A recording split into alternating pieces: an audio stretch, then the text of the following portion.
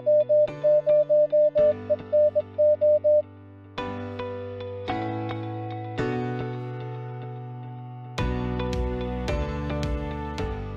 I've got a couple of announcements. Our next VE session is coming up Saturday, April 24th. It starts at 10 o'clock and it's an ARRL session, so the $15 test fee will apply.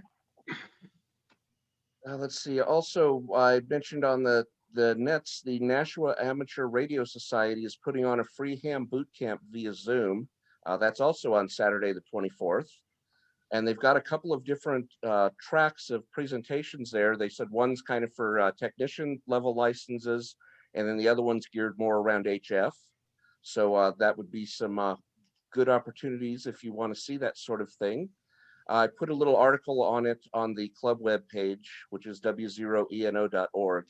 It's got kind of a goofy URL for it. And the Northern Colorado Amateur Radio Club up the road is presenting a new ham class in May via Zoom, and it's free and non-members are welcome. Kat and I went to one of their classes just to see what they did. It's got a lot of topics like talking about repeaters and how they work, radio protocols, radio equipment, and programming radios. For more information on that, you can see their website, which is ncarc.net. And also wanted to mention that we've put up a bunch of the Zoom recordings for the past general meetings that we've had. Those are up on YouTube now. You can search for our YouTube channel by searching for Longmont Amateur Radio Club, or if you go on the club webpage under the meeting presentations, there's video links for the ones that have recordings. And there'll also be some information about that in the splatter, which will hopefully be coming out later tonight. That's all I've got. Okay, thanks, Brian. You pretty much covered my whole list of announcements. Anybody else have anything to add? Yeah, hey, this is Steve. I just shared with everybody. They're looking for some club apparel. We've got some hats and shirts that some of the board members participated in. If you guys are interested, I shot my email up for everybody to send me a quick email, and we can have a chat. Awesome. Are you Thanks, planning Brian. on putting some of those? I haven't looked in the club website. Are you going to put some pictures of some of that at some point? We were going to do that. I was going to work with Kat on that too. So yes, yeah, that was one of the things I was planning on doing. Have a grandbaby popping up here really soon, and that's taken some wind out of our sails. And so sorry guys, I'm slacking. It's all good. And Brian, did you mention the splatter when Kat will have that out sometime this week or next? Yeah, she said it should be out tonight. Okay, even sooner. Yeah. So, and then our next meeting, just so everyone's aware, is the 19th of May. So, and then this weekend also, weather permitting, on the 24th, we're also doing our monthly POTA, which the information's up on the website. So if you're interested in that, you can shoot me an email or sign up using the form on the website. Any other questions or announcements before we let Tom have the stage? I think I'll comment that it looks to me like the city of Longmont is opening up. I see they're hiring people for their recreation center. They're organizing some swimming classes for some of the youth. They are apparently preparing and then some other classes as well. So I'm guessing if they can do that, they might open up some of the activities that we support. We support 3 parades every year. We support 2 city races. And so I'm hopeful that we can be able to get outdoors and do radio in the park and do some park on the air stuff and maybe do some creative, innovative stuff. The QST that just arrived a couple of days ago said they will do June Field Day the same way they did it last year. And the way we did it last year, we'll probably do it the same unless it changes between now and then. So I'm not going to take the time here to explain what we do in June, but just be ready for some club activities sometime during the rest of the year here, hopefully. That's it. Cool, thanks, Doug. Hopefully, maybe by next month, we'll have some better clarification as to,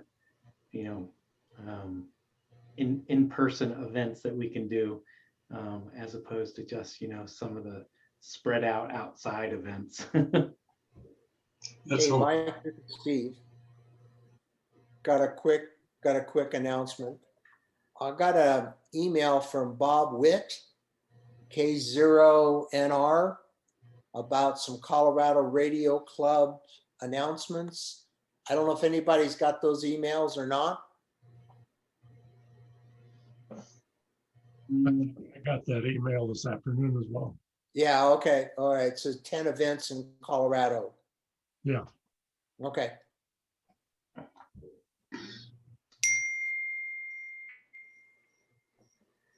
Okay, well, if there's nothing else, then I am going to turn this over to Tom and let him talk to us all about what he has to talk to us about. All right, Tom, the guys. floor is yours. Are we ready? Okay, well, very good. Hey, I'm so happy to be with you guys tonight, man. Thanks for the invite. And I'm going to talk about a couple of different things tonight. Chuck told me I had 2.5 hours. I'm going to try to put it all down into about 2 hours tonight. So, get you a coffee or whatever. But anyway, I just wanted to show you, first of all, one of the things that we have going with us here is that we have a weekly ham radio show. Some of you may have heard of us, you may not have. We've been going now for close to 8 years weekly. Got some great co-hosts from around the world. Even I have a friend, astronaut Doug Wheelock, co-host with us sometimes. And we do a lot of neat projects and things like that. And we're going to talk about one of the projects tonight that we've been doing for the last 1.5 years on the show. And we bring in a lot of new things too, and special things. For instance, in a couple weeks, I'm going to be bringing in a live interview with Antarctica. So we'll be bringing them in by satellite. We've done things like the Heard Island expedition when it took 2 years to plan that. And we actually had them step outside the tent, and you can see the volcano in the background and the penguins. So we had a lot of fun there. We've taken our show even out to Hollywood, where I met Tim Allen, and he just got his license, and we wanted to break the news on our show, but he didn't want the word out. But I convinced him, and he allowed us to announce it. So we got to announce that Tim got his license there.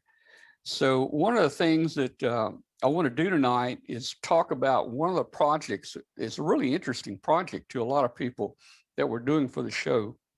And we'll talk very little about the show itself, and but hopefully you guys, if you don't know about it, you can start tuning in and watching it. And we also like to invite you to join our Facebook group. We've got over 12,000 hams in our group that follows the show and the other activities that we're doing. So it's a very large group. We'd like for you to join that Facebook group. So let me jump into this thing, and let's see, I think I got it framed right. So tonight we're going to talk about. Excuse me. Yes. Yeah.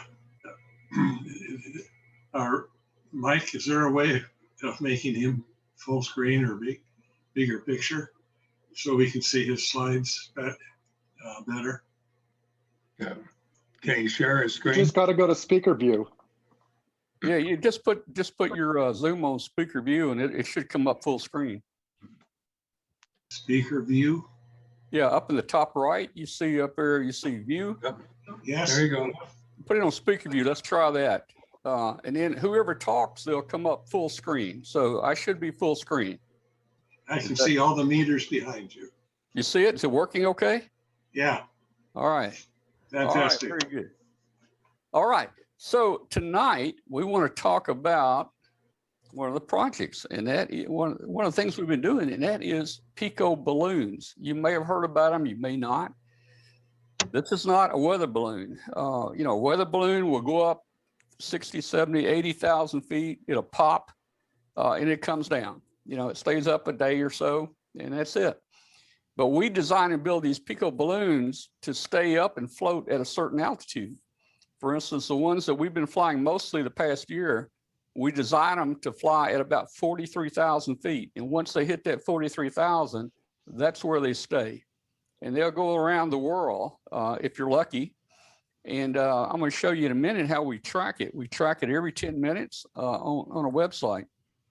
So we're going to talk about Pico balloons, ham radio around the world at 45,000 feet. Let's see. So a little about me. I'm an extra class license. Got my license in 1964. That was back in the old days, last century. I've got a general radio operator license. It used to be called a first class license. I'm a senior member of the IEEE, and I'm a host of our weekly ham radio show, just to name a few of it. And I'm retired, so I'm really busy now. Since I've retired, I don't have much time to do other things. So that's me right there. So let's move on here. So you may have seen this if you take CQ. I was in the October CQ magazine talking about Pico balloons, and I kind of laid it out. And this would be a good article if you have questions later, or you forgot something and you're wanting to know the answer. You can go back to the October CQ magazine and probably will be able to read and pull out some of the things that we talk about tonight in the presentation. So, you know, a typical configuration we fly is a balloon with hydrogen. We use hydrogen. We've used helium a few times. Hydrogen's a lot cheaper. We do still have all our fingers and all our eyebrows. It's pretty safe. But our configuration basically is a balloon.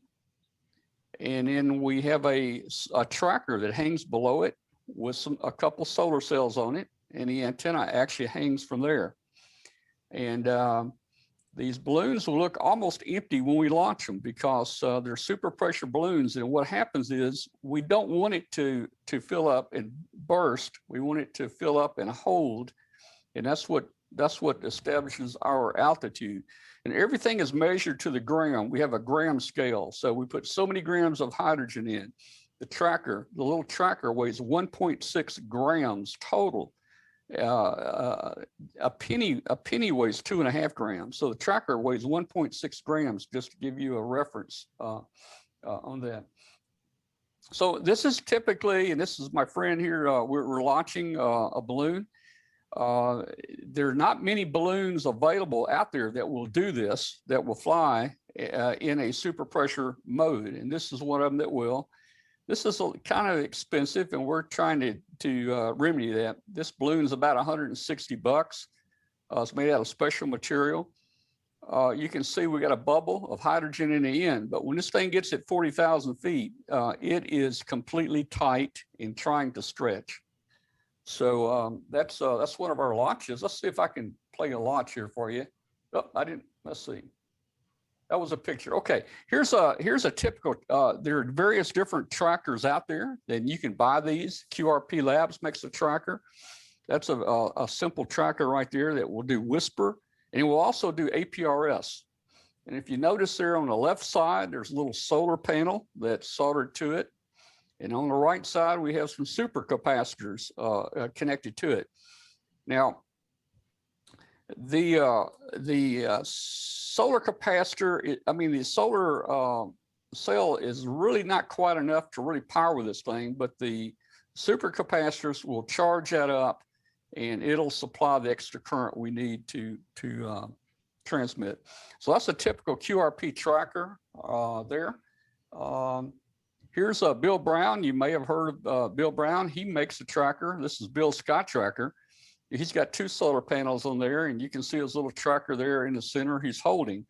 And this is what we hang below the balloon. And basically, the antenna is a 20-meter vertical dipole. So this thing hangs 17 feet below the balloon, and that's half the antenna. And the other half of the antenna hangs 17 feet below this. Again, the wire is almost the size of a hair on your head. We use number 36 wire just to hold the weight down. Now, there's the QRP tracker I just showed you in the left picture, but if you look in the right picture, that's a tracker that I'm building. And this is built under a microscope. The parts are so small that I can't see them unless I'm under a microscope. And I had to buy, special soldering irons, the smallest tips, because the tip of a typical soldering iron is 3 and 4 times bigger than the entire part. So you can see there the tracker on the left, the QRP tracker weighs 9 grams. A nickel weighs about 5 grams, so that's 9 grams. And our tracker on the right weighs only 1.5 grams. And I had the boards made, and we construct them here and we fly them. That board contains the GPS system, the processor, and also the transmitter in there. And then of course we load special firmware to make it do what we want it to do. So there's a comparison there of the little tracker I built. I'm holding it there on the left. The little green thing I'm holding is actually heat shrink. I was testing that. So that's actually heat shrink. So if you look at the size of the board, you can see it's very much smaller than the tracker I'm showing you there that Bill Brown and a lot of people fly. So there it is again in my hand, very small. You can see the microscope there in the background of the picture. It's a must to build this thing. Had the boards made. The boards cost about 50 cents each to have made, and they're printed and shipped to me. And then I order all the parts, and the parts are the smallest surface mount parts that you can get. Here's a picture of my tweezers. These are special electronic, made for electronic assembly tweezers. If you look very closely at the end of that tweezer, you will see one of the resistors or one of the capacitors. And I have enlarged it in the bottom right there. So you can see the size of that. To give you a little bit better perspective of it, here's a sewing needle. Look at the sewing needle. And if you look at the end of the sewing needle, that is a resistor. That's pretty small. And if you drop one on a workbench, you don't go looking for it. You just get you another one, All right, so there it is in perspective, postage stamp. It's about the size of a postage stamp. The little solar cells are below it there. The person that designed the tracker, my friend Edward over in Romania, designed it, and he's built one even smaller now. But here it is assembled and on his scales. And if you look at the scales with the solar panels on it, the GPS antenna on it, and the tracker, it weighs 3.9 grams. That's less than a nickel. And that's it next to a AAA battery. So you can see the size there. So this picture may be a little washed out, but it's pretty simple on the board. There's not many parts. It's probably about 14, 15 parts on the entire board. You've got your processor, which is an Arduino based. It's an ATmega 328P. You got your GPS module there, and you got your little transmitter module there. And this can be programmed to transmit on any frequency. If you want to run Whisper on 80, 160, 20, 40, 10 meters, we can set the frequency to run it on any of those. We're presently running on 20 meters right now. And with the sunspot activity starting to get better now, we'll probably be able to run it, on 10 meters and 15 meters. And of course, if we can go to 10 meters, that means we can shorten the antenna by half. Now, we don't want to start World War III when we're flying these things. And we will fly over places like North Korea, Iran, and places like that. I mean, we don't have the luxury to be able to steer it. So there are 3 places that we cannot transmit over, and that's the UK, Yemen, and North Korea. So in our software that we have installed in the little Arduino chip, we have what we call geofencing, and we draw a little box by GPS coordinates around those countries. So when that balloon gets over that country, it will not transmit. I want to show you, this is up at Dayton a couple years ago. We've been going to Dayton for 38 years. Really have a lot of fun up here, but here's my friend, astronaut Doug Wheelock.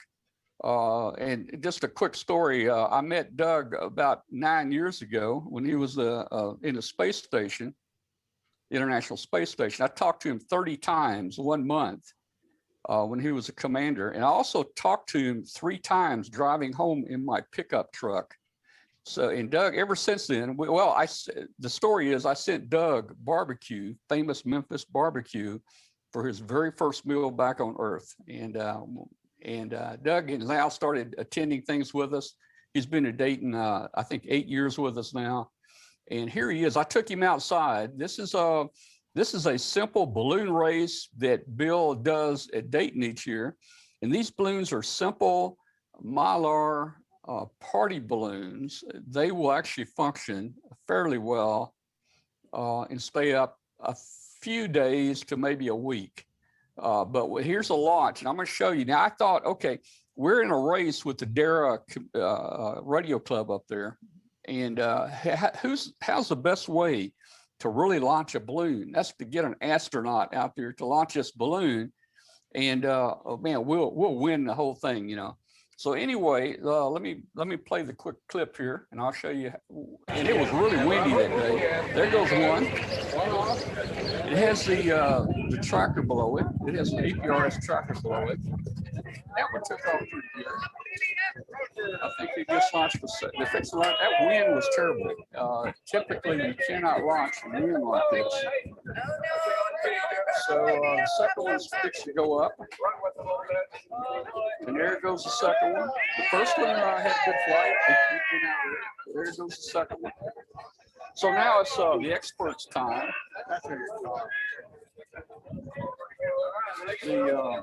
It's time now for the expert. That's the astronaut, you know. So Doug launches and looks good. It looks real good. But it crashes. So we go get it. We go get it. And we're gonna try again. So I'm gonna speed the video up here.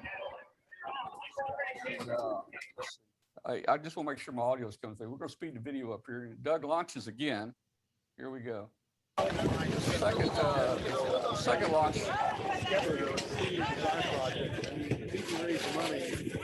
This is also an impossible launch. It's going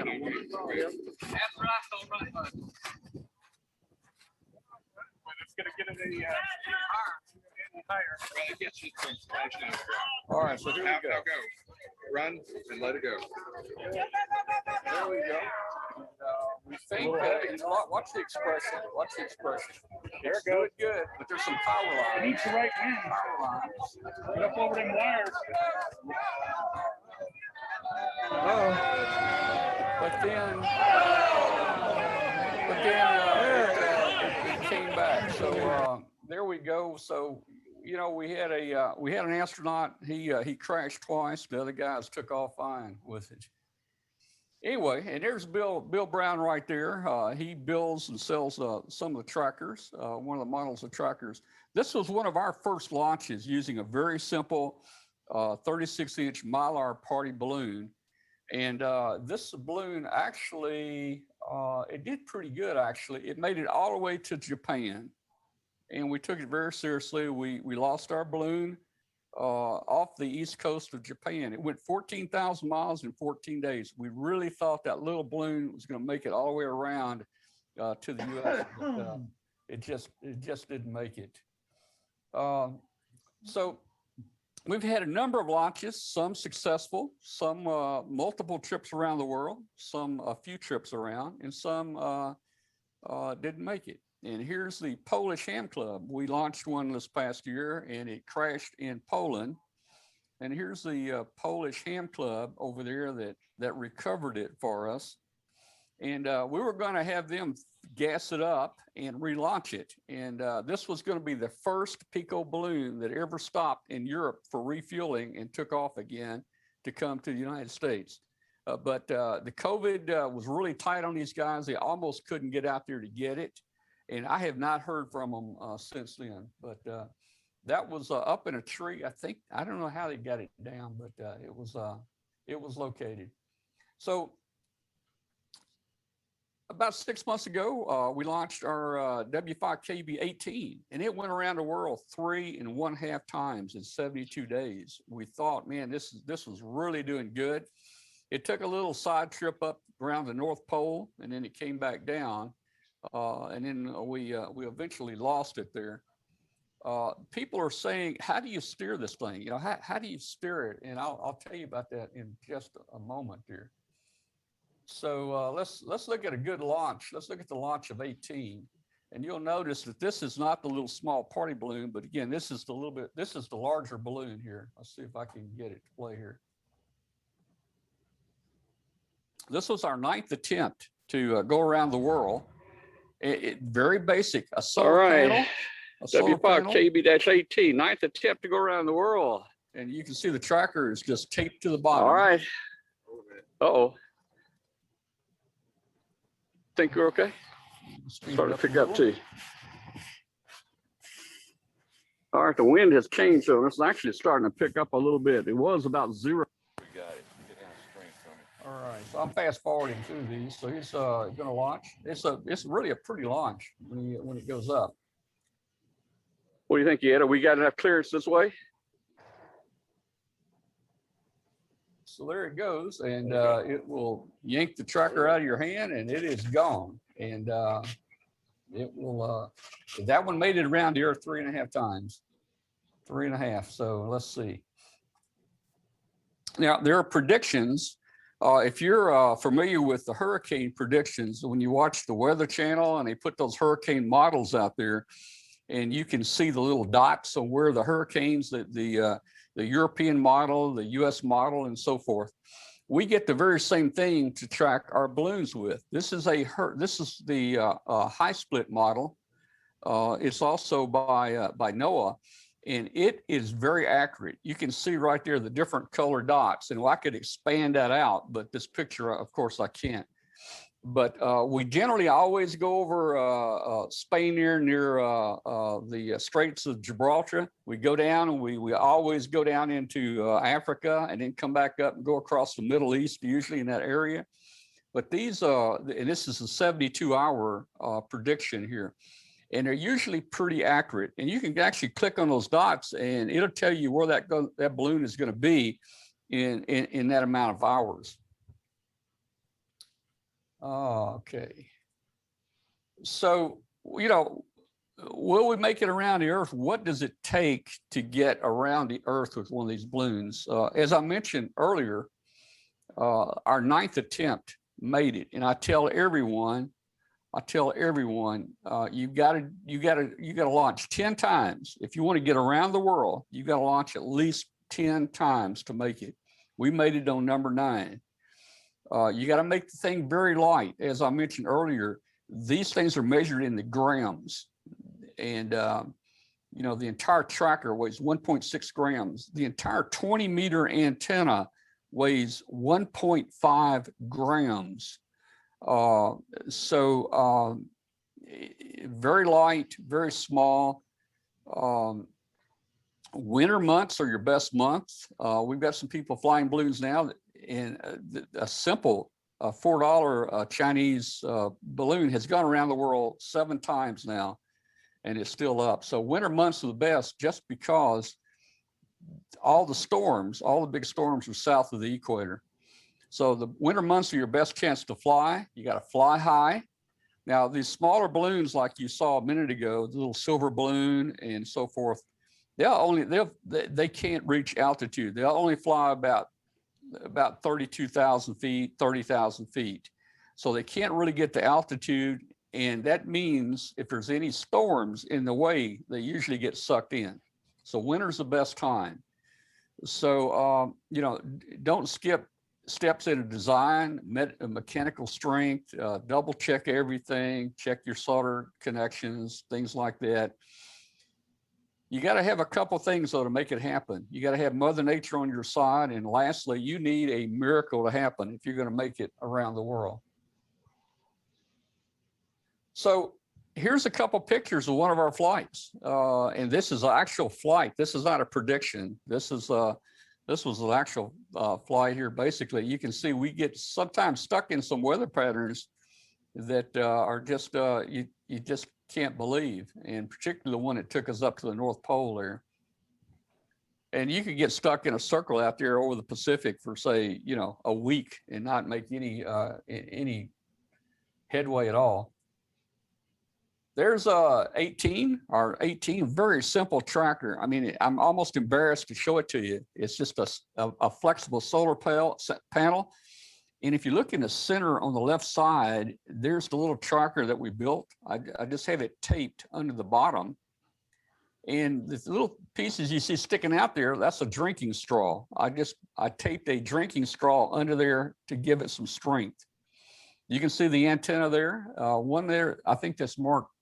It's hard for me to see. Is it 3 grams or 5 grams? That's the weight of the cardboard.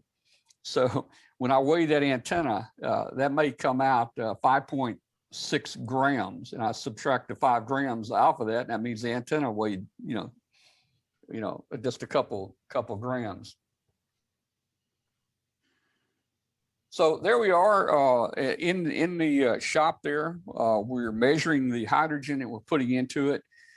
We've got the scales sitting at the bottom, and basically the scales have a little paper clip that's taped to them. And we hook that balloon on there, and we can measure the lift. And you don't want more than about 8% lift over weight, because if you put more than that in there, the balloon is going to burst the first day and it will come down. So this particular balloon right here, the material here weighs 109 grams. So if you take, say, 10% of 109 grams, your free lift would be about 10 grams. So we would measure that on the scale. And that's what the amount of pull or lift that we would put in there using hydrogen. So there's a couple ways to track it. You can track it using APRS. I'm sure you guys are familiar with that, and even WSPR. The nice thing about APRS is it gives you things like altitude, location, speed every minute or two, but it's very limited to where GPS is. It's very accurate. But as you fly these balloons, once you get out over the Pacific, the APRS signal has a range of about 250 miles at 40,000 feet. So once you get over the Pacific, you lose all tracking with APRS. You don't get any tracking at all. And then the balloon travels for 2 days and it hits Africa. You don't get any tracking, no tracking across Northern Africa, almost nothing in the Middle East. You don't see tracking until you get to China, and then APRS will kick back in. So there could be a whole week of flying that you don't know if it's up or down if you're using APRS. But APRS is really good because it gives you very, very accurate positions, latitude and longitude, down to within about 10 feet. Now, WSPR is good to track with, but your typical WSPR is only sends a 4-digit grid square. And a 4-digit grid square means that's a box about 200 miles by 300 miles, and it puts you right in the center. So on standard WSPR, the best accuracy you're going to get to watch this balloon is in a box 200 by 300 miles, and it will plot it right in the center of that box. So we've taken, and there's some hams that have developed this, we've taken and modified the WSPR transmissions, and we send a second set of data on the WSPR data. And by doing that, we can encode things like altitude, speed, location, voltage, and we can get that down to a box, which is six-digit grid square. A 6-digit grid square is a box 2 miles by 3 miles, roughly. So you can see by our modified whisper, we can track this thing within about a 2 square mile area, whereas plain old whisper, it would be, I don't know, 200 by 300 miles. So, and I'll talk a little more about that in just a minute and how we do that. Here's a whisper reception from, we were over the ocean there, just south of Greenland. And that is, you can see the people picking up the whisper transmission there. I think we've had people as far away as Australia pick it up. So the little 10 milliwatt will do about 9,000 miles in the transmission. And I'll show it to you here. Here's a little transmitter, and the little antenna you see sticking up on top is the GPS antenna. And then the little white thing is the GPS. The black square is the Arduino. And then the other parts are so small, you're not even gonna see them on here. So this little thing here can transmit 9,000 miles and be heard really, really well. So, so there you go. You can see all the stations that picked it up. And so we use whisper, or we use our modified whisper to track, because as we go across the ocean, we know within 2 miles where the balloon is, and we know the altitude, we know the speed, we know the course, we know all those kind of things. We know the voltage and all those things. So the whisper actually gives us tracking practically anywhere around the world, where of course APRS would only give it to you in areas where you're over APRS receivers. So here's how we do it. If you look at the top left where it says balloon, that's the balloon. And the way whisper works is you have whisper receiving stations on the ground. And this is on 20 meters on 14.0956 megahertz. So these signals from the balloon are picked up by these 2 receiving stations, or actually maybe 100 receiving stations.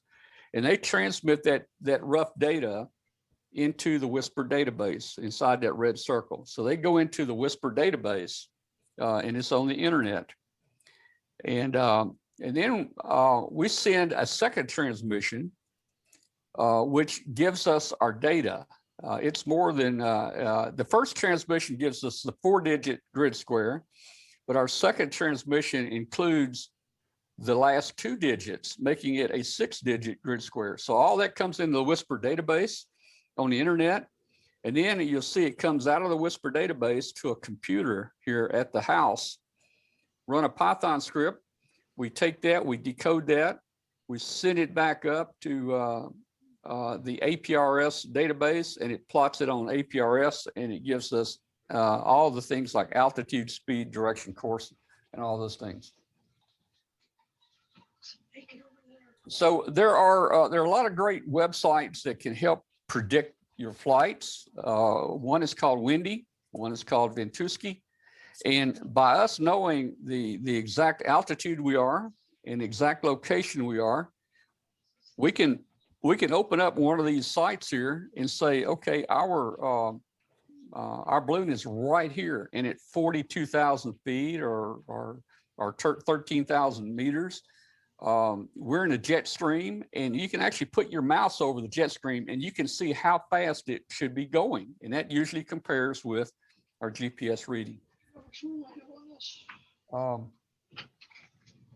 And also these sites give you a lot more information. For instance, here's a site here we flew over, and you can see I clicked right there, and I'm looking at cloud tops right here. That cloud top is 41,800 feet high. That was a pretty good storm. And we were flying at 43,000. So we barely skimmed over the top of that. So you can actually see things like clouds, cloud tops, storms, and the jet streams. So here it is again in the jet stream. It's hard to tell where this is. I think this is, leaving, this is probably over Southeast Asia. It's hard for me to see here. But if you look, the white, as you get white, it gets faster. So our balloon was right there. We put the cursor right there, and we're doing 132 miles per hour. So that's the speed that that balloon is going to take right there, and that's the path it's going to follow at 132 miles per hour.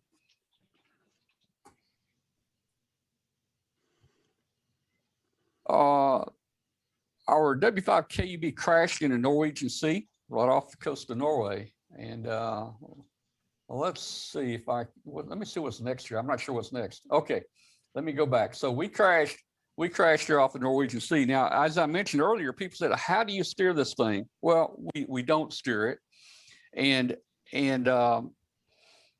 But we said, you know, we trained some ants. They went through a year of training, and we trained some ants. And everybody on Facebook caught on to that, and they started talking about the ants. The ants have really become real people now.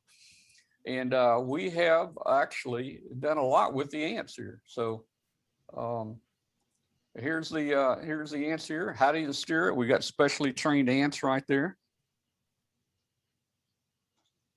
We've even given out certificates. We got a lot of people that follow these balloons and track them. And we give out certificates to it. And every time the ants go around the world, we promote them the next grade up. And, you know, what goes up must come down. So, you know, this is an old picture. We've probably done more than 20 flights this year, but we've had no casualties yet. We've got a first-class rescue team. This picture here was made by one of the rescue aircraft as they flew by them in the Norwegian Sea. We crashed one in the China, in the Western China, in the desert. Not many people live out there. The ants, again, were rescued by Tibetan monks there. They rescued the crew of 22. What are your options if you want to do this? You got options. You know, you can run hydrogen gas or you can run helium gas. That's about the only two gases that really work for you. Hydrogen is somewhat dangerous. You got to be careful with it. You don't want to get mixed with oxygen. Hydrogen will take you about 3% higher in altitude. Hydrogen is maybe half the cost of helium. Helium is kind of a rare element, and the government sets the price of helium, and they just don't make a lot of helium. We've got a limited supply of that. Hydrogen is everywhere in the air, you know, so we use hydrogen because we like the altitude. You've got your option. You can make a homemade tracker like I do. It's a little difficult.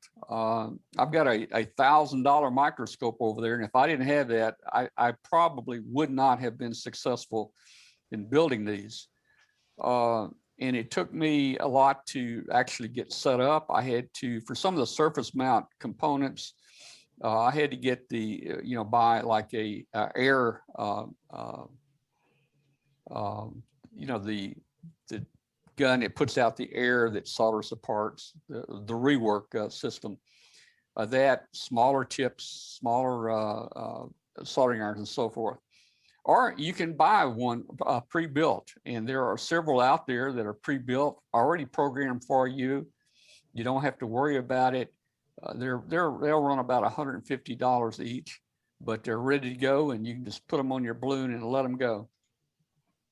As far as your balloons, we don't have a lot of options on balloons to fly this particular type of flight. This is called super pressure. These are Pico balloons. It's called super pressure, meaning that the balloon fills up, it'll stretch very little, and it'll stop stretching. If you remember and think about the latex balloons that you get at the store for your kids, the next day they've already fizzled out and they're laying on the floor. Well, that's because they got pores in them, and the gas leaks out.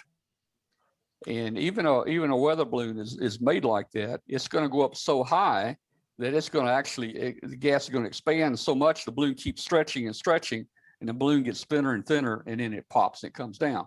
So these balloons are special. They can handle the pressure. Once they fill up, they can handle the pressure. And once that thing hits that full pressure, that's the altitude that that balloon will float. So we know by calculations and some spreadsheets that if we know the weight of the balloon, the weight of the tracker, the amount of gas we put in and so forth, we can calculate ahead of time almost to the 100 feet where this balloon is going to float and fly. So you can buy, you saw a couple of the cheap, the little silver balloon, a few of those will work. They're about $4 a piece. They'll last about a week, maybe.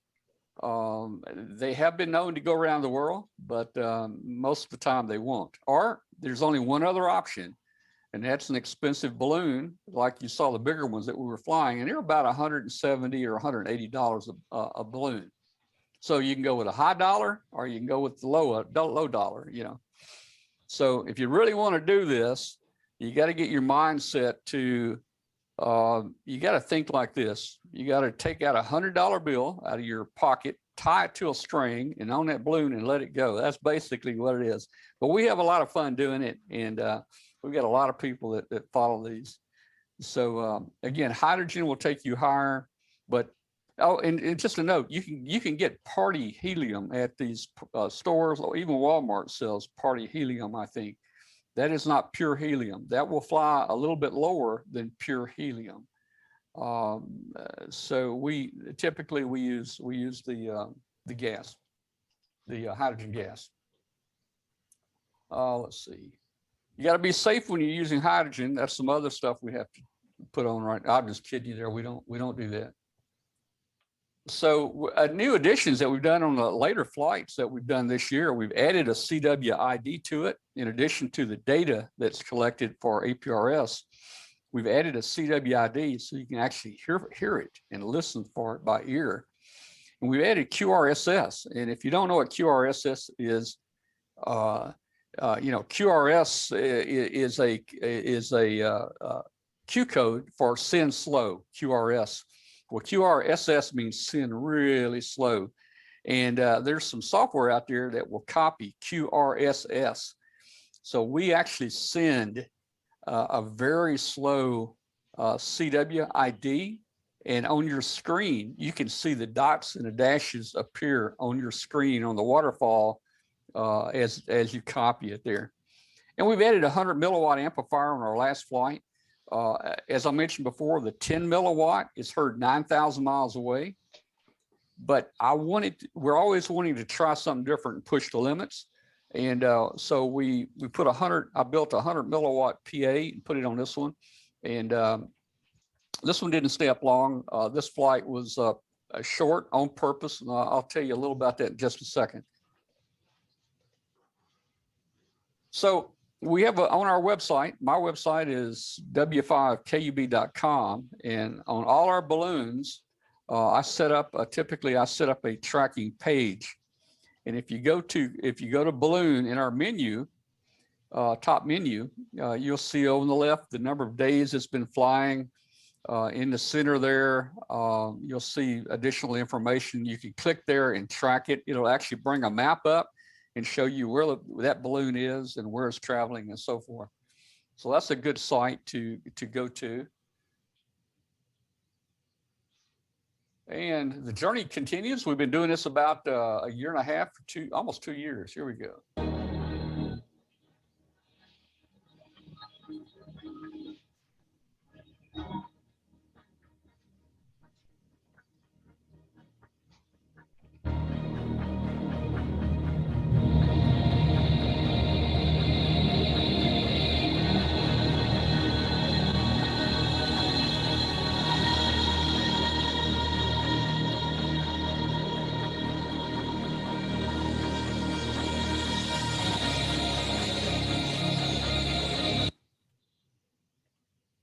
So that was the ants on their big flight, and there's some brave guys right there.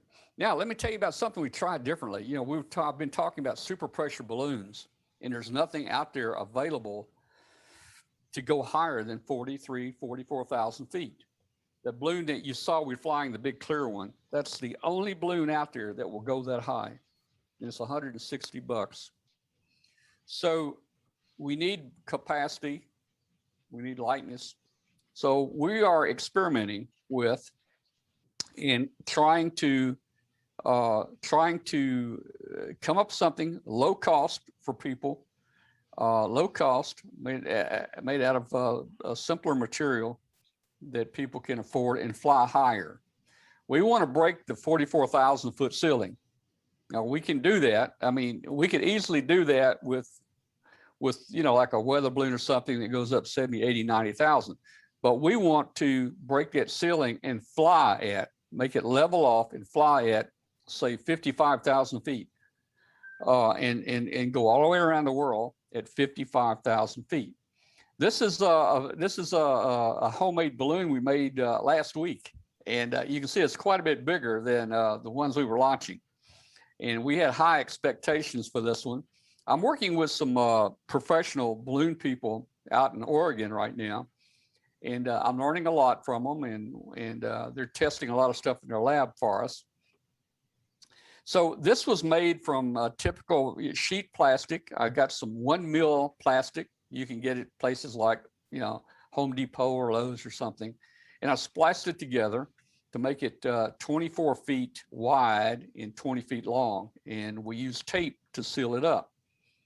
And we started pressurizing it to see where it would float. We wanted to go 55, 60, 70,000. So we started pressurizing it. And we used a manometer. And if you're familiar with a manometer, it's water, and it measures the rise of water. The pressure actually measures the rise of water, and you can tell then how much pressure you've got. The problem we had was we got 1/2 inch of water lift, and the balloon, we could never, as much air as we pumped into this thing, we could never get more pressure. And what was happening is this material was stretching, and it was not stopping. It would keep stretching and stretching and stretching.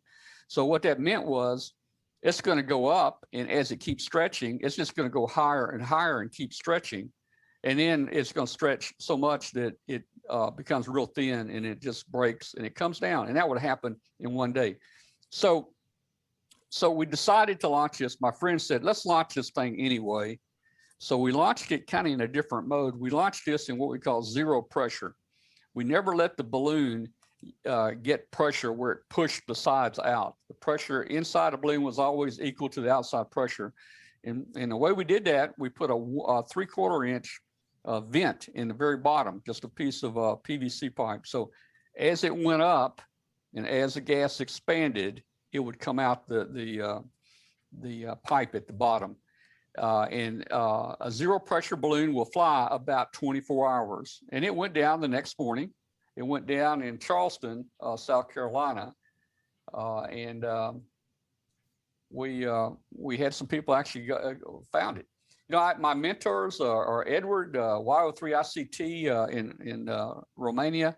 And he helped me get this board going, and kind of taught me. He kept encouraging me. I almost stopped 8 times building this thing because the parts were so small, but he said, you can do it, you can do it. So I kept at it, and now I have it mastered. I can build them. Bill Brown, WB8ELK, has also been a great supporter with me with everything from flying balloons to the Python script and the firmware and so forth. So that's kind of it. This is a project on our show, and I'm just going to show you a little intro of the show, and you might recognize some of these people. So here we go, and we're getting close to the end here, and I'll take any questions. So let me see if I can play this.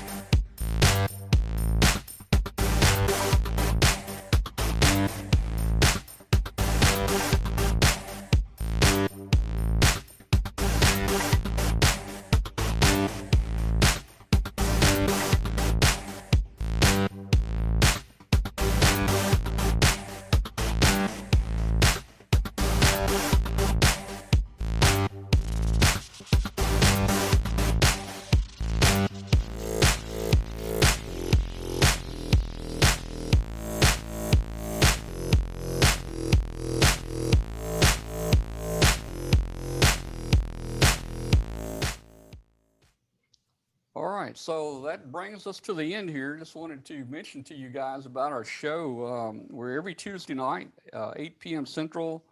That would be 7 p.m. Mountain Time. In addition to our TV type show on YouTube, we also have our audio is also recorded and put on a podcast. We're carried by nearly every podcast carrier out there. These are just a few, from iTunes to Google Play, iNet Radio. Everybody's carrying our show. And also WBCQ, we're on shortwave. This is a really powerful shortwave station. There's a shot of their new antenna they just put up this past year. That's a rotatable, that's the only antenna in North America like that. That's a rotatable array antenna for shortwave. It's got like 20 dB gain, and they are now running 500,000 watts. We came on the show one night when we were first bringing this up, and we had people watching our show, and we also have a chat room, but we had people in our chat room watching the show, and they were actually listening to us in Australia. This shortwave transmitter is up in Monticello, Maine, up on the border of Canada and the US. And they were running low power that night. They were testing low power. We were only running 100,000 watts into that antenna, but we had some great reports from Australia. So please join us. Our weekly show is called Amateur Radio Roundtable, 9 p.m. Eastern. Just go to YouTube and search for W5KUB. That's the easiest way. Just remember W5 Cub, like a bear, a cub, but make it a K. And we'd love to have you join our Facebook group. Search in Facebook for W5KUB. Actually, the Facebook group is called Amateur Radio Roundtable, but that's a long name. Just search for W5KUB and join our group of 12,000 hams in that group there.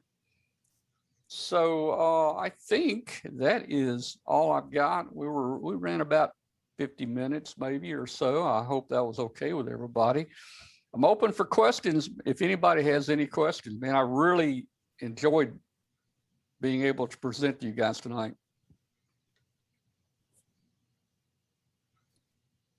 Tom, it sounds like you're having just way too much fun. Fantastic. Thanks for a great presentation. We want to know when we're supposed to be looking for the next balloon going up. Well, we're in between them. We've kept them going now for about 2 years. And that's one of the things we do on the show. This is a show project. So we've kept them in the air, man. And I'm working with some balloon guys, and they're remaining anonymous right now, but they're great help. They're sending me some new material, and it's 1 mil thick. That's 1/1000th of an inch thick, multi-layer for our next balloon. We think, and I'm their beta tester, we think that it's going to fly at 55,000 feet or in the mid 50s. So that's going to be good. I'm looking forward to it. We think in the next 3 weeks, I hope to have a launch going in the next 3 weeks. I hope to fly that at 55,000 feet and go around the world many times. Right now is a good time to fly. No storms. Balloons are staying up pretty good. Summertime is pretty difficult to fly, but that's why we want to go high. If we can get 55,000 feet, we might stay up a year, and that would be possible. And then after we get that one up, I'm going to immediately start working on a super one that I'm going to try to break the 65,000 feet. No other hams have done this. There's not any balloons out there capable of doing above 44,000 feet. We think in 3 weeks, we're going to fly at 55,000. And I think in a few months, we're going to be flying at 65,000. You know, when they say it can't be done, you just got to keep trying. You know, my uncle said, if at first you don't succeed, keep on sucking till you do succeed. So we're going to keep on trying. I have a question. Yes. I understand when you put a balloon up, like a weather balloon and so on, you have to notify like some government agency. You have to clear the space where your balloon's going to be going through. Uh-huh. Tell us about it. Yeah, not in our case. We are flying under FAA 101 exemption. Now, the FAA 101 exemption doesn't require you to file any flight plan or anything. Now, if I launched this in the middle of a big city, you know, New York or near an airport, I mean, I couldn't launch this right on the edge of Dulles Airport in Washington. That would probably get in trouble, you know. We wouldn't, probably we would. But if you're out away from, you know, those facilities, you don't have to file any kind of flight plan. You don't have to call anybody. You don't have to do anything. You know, if you're in a pattern where there might be some aircraft, it's okay to call the tower and to say we're going to be doing this. There are thousands of balloons launched every day, and people ask me, how does an airplane not hit them? Well, it's a very big space up there. Think of the ocean and think of a little cork, and you throw that cork out there in the ocean, you know, anybody going to ever see it? Or, you know, so it's a very big place up there. So we don't have to file anything. Now, the FAA 101 exemption does have some things that we have to follow to be included in here. First of all, the string from the balloon down, it has to have breaking 50 pounds or less. That's a requirement. And we usually we want to be light, so we're running 10-pound breakable string. The FAA also says on the 101 exemption, you can fly up to 2 payloads under the same balloon that weighs 6 pounds each. That's 12 pounds. That's a pretty good mass of stuff floating around up there. Our payloads weigh in, our entire tracker payload and everything weighs in at, the heavy ones weigh in like 15 grams. That's like the weight of 3 nickels and about the size. I mean, you know, so I have a friend here, it's a ham. He just retired. He's been flying the Airbus, you know, the wide body Airbus for 35 years, or flying aircraft for 35 years. And he's on a show occasionally. He has never seen a balloon in the air, never seen a balloon like this in the area, or even a weather balloon. He has seen a hot air balloon once, he said. So it's a big sky up there, and it just, obviously it's been looked at and by regulations, it's safe and it's not any problems. Thank you. I have a question for you. Yeah, go ahead. Okay, so is there a website on how to become a WSPR receiving station?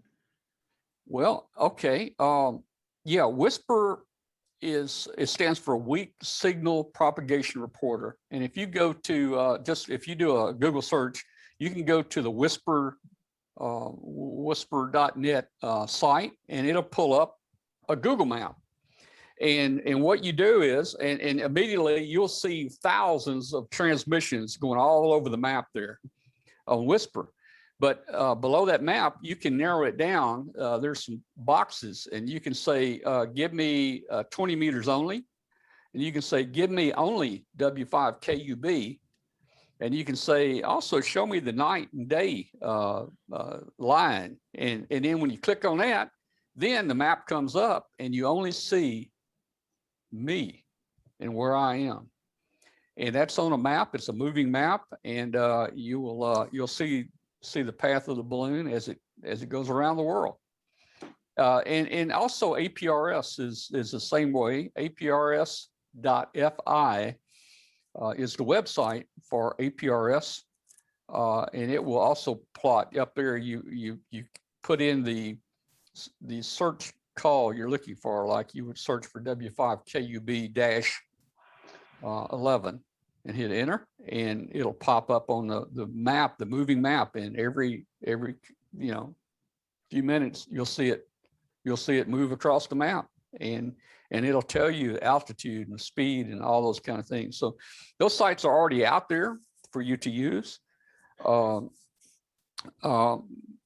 our website, W5KUB.com, if you click on balloon in the top menu, I've got those links there for you, so you don't have to remember Whisper or APRS. So when we fly a balloon, we've got all the information right there on my website. It tells how the balloon's built, what we expect from it, how many days it's been flying.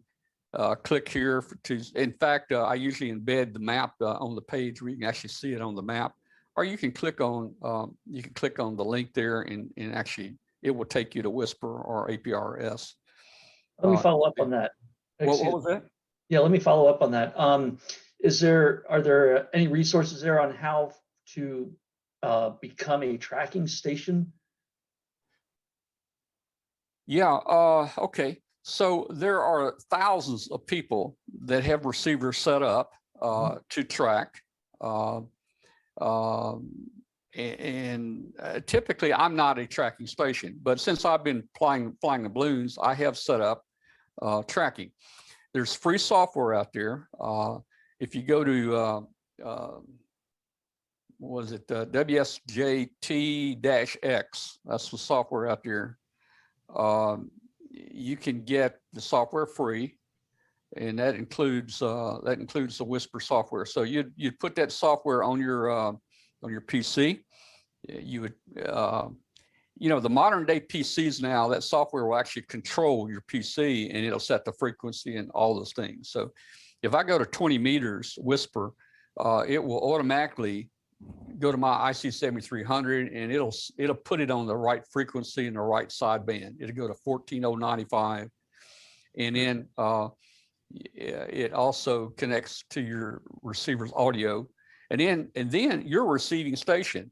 And then if anything is out, flying or driving by or whatever, and your antenna at your house picks it up on your radio, it goes into your computer there, and there's a little check box you can check upload spots, and it'll actually send it to the APRS, or it'll send it to the Whisper database and put it on the map. So you don't have to be a receiving station, because there are thousands and thousands out there. But if you just want to be one, you can easily set one up. And if your rig can't be controlled, if you got an older rig and it can't be controlled by the program, you can still use the program. If 20 meter Whisper is 14.0956, all you got to do is just manually put your radio on 14.0956 and just take the speaker leads and put it into the mic input of your computer, and you'll track anybody that you pick up. Thank you. I guess it's, to point out, it's not just for balloons. I mean, a lot of people are using Whisper to look at your antenna. You can get a little Whisper transmitter for, I've seen some of them that we've had demoed at the club for $70, right, and put it on your antenna and test some antennas just to find out, where's your signal going. Yeah, it's great for knowing where the signal goes. And it's very interesting too. I mean, you could have one set up at home and just look at propagation, on where your signals are going. And but it's interesting to watch on the Whisper map. You can see the daylight and the darkness. You can see the darkness coming across the map, and you can see where all the signals are going from your transmitter. You can see everybody receiving it. And then as you see that gray line or the darkness come across, you can see all the paths that you're being received from start changing. So it's really cool. I had a question. You mentioned you can't transmit over the UK. Why is that? And also, to what altitude do countries own their airspace for things like amateur radio? Well, I guess they own it all the way up as high as they can shoot. I don't know, but that's just a rule in the UK, and it basically I think it applies to amateur radio. I think there are some frequencies that would be allowed, but they're not in amateur radio. In North Korea is a different story. So we just, just to be good neighbors, we just shut down if we fly over those. I've flown very close to North Korea several times. I've flown right across the north border, right even with the north border, maybe 5 or 10 miles north of of North Korea. Never really have gone into it. I've flown across South Korea a number of times, and that's interesting. I was in the Air Force, and I was in Korea for a year back 1972. I would have never thought back then that someday, 50 years later, I'd be flying a balloon over a country where I was standing then. I mean, it's just amazing. Okay. And you mentioned the importance of shaving weight off your payload. How does that affect the flight? Does that just let you fly higher? Well, to a certain extent, the balloon that I mentioned that takes us to 43,000, it can only handle probably 30, 40 grams, 50 grams max. And people typically fly anywhere from about, probably on average around 15 grams. If you can shave off a few grams, every couple of grams might give you 800 more feet, not a whole lot. It's not going to let, I mean, even if we had no payload on it at all, let's say it was zero, that balloon is still going to get to a pressure and level out just because the gas is now contained in that balloon. But yeah, we try to hold the weight down as small as possible. That's why a 20-meter, have you ever heard of a 20-meter antenna weighing 1.5 grams? That is a full 20-meter dipole, 1.5 grams, less than the weight of a penny. Thanks. Hey, I've got a question. What about the ambient environment that you're working in at those altitudes? That's pretty cold. And what about cosmic radiation or even solar activity? Yeah, that's a good question, because where we fly, once we hit about, I don't know, 25,000, 30,000, we get to a minus 40 degrees Celsius. Minus 40 Celsius is minus 40 Fahrenheit. So it's pretty cold up there. That can affect a lot of things. Now, we have tried, and it's impossible. You can't do it. But just because it's impossible, that's what we try to do on the show. We work on things like this. We tried some LiPo batteries, little small LiPo batteries. They're really, really light. And they pack a lot of power. I can get a 3.7 volt LiPo battery that has maybe a half amp capacity, and that thing may only weigh 2.5 grams. So you think, okay, man, this is great. I'll charge this in the sunlight. We'll have tracking during the night, but we don't. And here's what happens. And we did a video and a deal where we built up a temperature controlled apparatus here in the lab, and we took batteries down to that temperature. And we put two batteries in there. One was completely charged and one was uncharged. And we hooked the meters on it, voltmeters, current meters. And we brought those batteries down minus 10, minus 20, down to minus 40 degrees. And we saw everything stopped working. When you start getting down about minus, well, when you get down to 0 degrees or even below Celsius, the batteries start getting weaker and weaker, and they finally shut down very quick. So, at 20 degrees Celsius, the batteries just turned off. They didn't short out. They just turned off. They wouldn't take a charge. They wouldn't give out any current. So we've been unable to fly any batteries. Now we're working on some possible batteries that might take us higher. But again, nobody out there has it. Now that last big balloon you saw we launched as a zero pressure, we put some Energizer lithium, ultimate lithium batteries in there. I put 4 AA's on it because their spec sheet says they will go down to minus 40 Celsius. And that's a lot lower than, a whole lot lower than any LiPo. And that's the only battery that the spec sheet says it'll go down to minus 40. We did a night launch, and there was a special reason for a night launch, is to keep the gas from being heated up. in this zero pressure. So we did a night launch, and we had the batteries on there, and we were getting APR signals every minute. But at 30,000 feet, and we watched the voltage was going down, and at 30,000 feet, it just stopped transmitting. So we don't know how high it went. The zero pressure balloon, we were going for high altitude with it. We were thinking it might do 70, 80,000, 85,000, but we never knew because it was a 24-hour balloon and because our tracking went off. So the temperature shut the batteries down again. Those were primary batteries. Those were non-rechargeable. They will go a lot lower than a rechargeable battery will. Now, the ultraviolet rays are very strong up there. You take a solar panel that'll put out a certain voltage here on Earth. You get it up there where the ultraviolet is very strong, and those solar panels will probably put out, an additional, I don't know, 20% voltage and current. So ultraviolet gets us, temperature gets us. You got to make sure that, the equipment will actually run. And our tractors, we've never had one fail from temperature up there. It's always worked great. Thank you. That was interesting.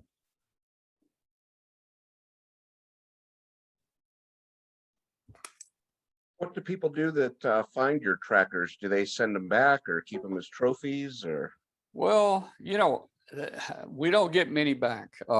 We launched one in our early days. We were bad. We launched one, it was really cloudy and it was about to rain. And, as I mentioned, these balloons are filled with certain amounts of lift, like 7 grams of lift. It's very small. Any rain or moisture that gets on the balloon, it's going to bring it down. If a bird poops on a balloon, it's going to come down. So we launched one right about the time it's going to start raining. We recovered it. It went about 20 miles down into Mississippi. We actually were able to recover that. You saw the Polish ham club. They were able to recover that one. I have not heard anything out of them yet. They were supposed to relaunch it. And then you saw this zero pressure we just launched this past week, where it went down in Charleston, South Carolina, and it was found there, but it's 50 or 60 feet up in a tree. And we just can't get it down. I've got to, let's see. I had a picture. Well, there's a picture there of it. If you look real close to the very top of that pine, there's the balloon is up there. And it's pretty high, and that's here's another picture. If you look across the swamp, you'll see it looks like a little ghost in the center picture there, toward the center at the top. That's our balloon. It was found, and that's because the guys were doing like fox hunting, like you were talking about earlier. They actually had APRS and the receivers, and it actually gave them the latitude and longitude where they could actually walk right up to it. But we're not getting that one back because it's 60 feet in the air right now. So we haven't, we really don't get them back. They either fall in the desert or they fall in the ocean.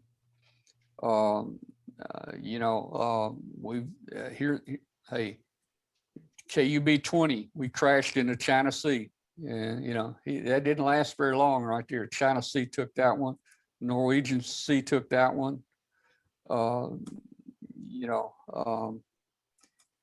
So anyway, so that's why we started building our own to try to save some money. We couldn't afford a $150 tracker and a $150 balloon and any gas. That's $300 to $400 per launch. And we were doing one right after the other. We've kept them going now for 2 years. So we started building our own tracker.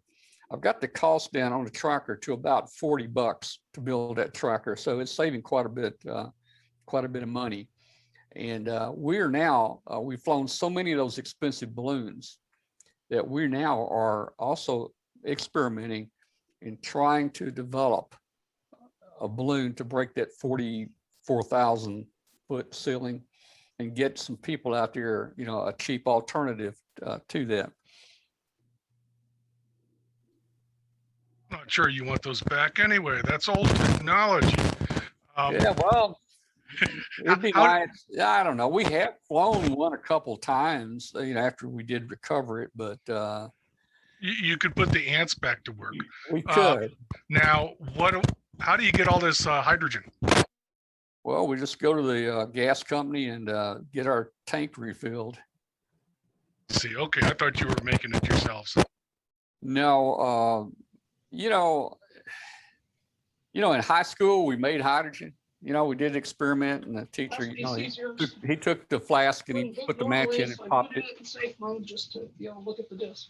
What was that? But it's only got logins for you. Okay. So, I think people tried making the hydrogen, but it takes a lot. It takes a lot of hydrogen, more than you can really safely make. There's a safety factor, and now it's your problem. Yes, I understand. Yeah.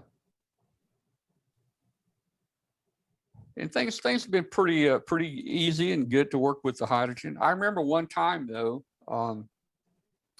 we were filling it up, and all of a sudden, all the hair on our arms started standing up, and the hair on our head started standing up. As we were near the balloon. So we knew that we had some static starting to build up there, and after we put this small amount of hydrogen in there,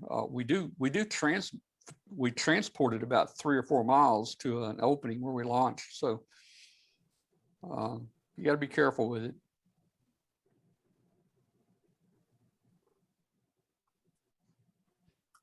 Any other questions? All right. Well, hey, I really appreciate you guys giving us the opportunity to talk to you and share this with you. And I hope that now you know about this ham radio show.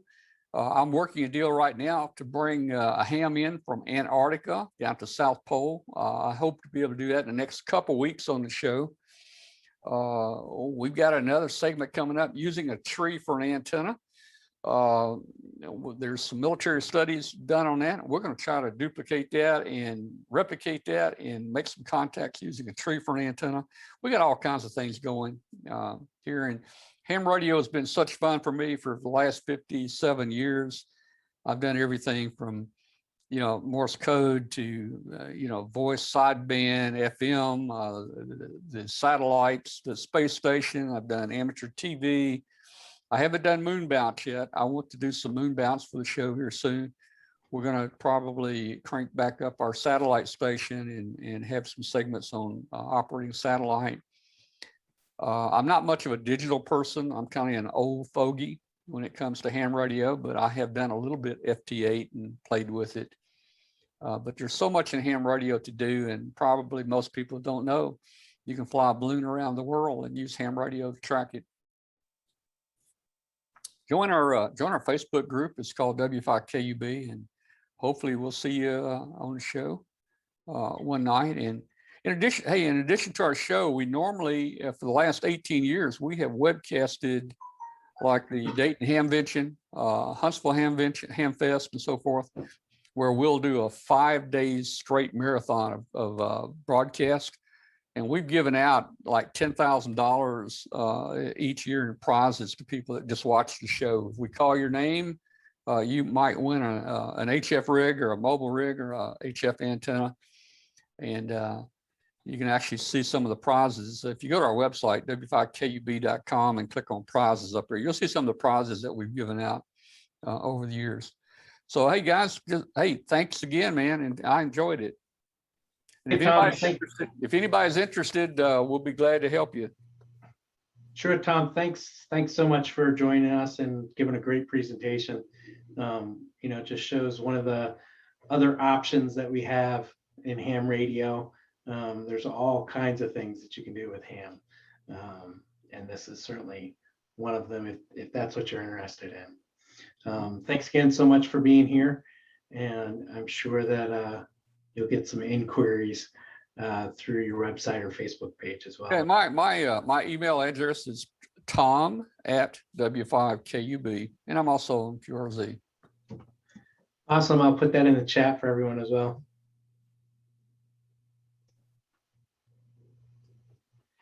Anything else, everybody? You're welcome to stay and chat if you want. for as long as you want. Thanks, Tom. You're welcome.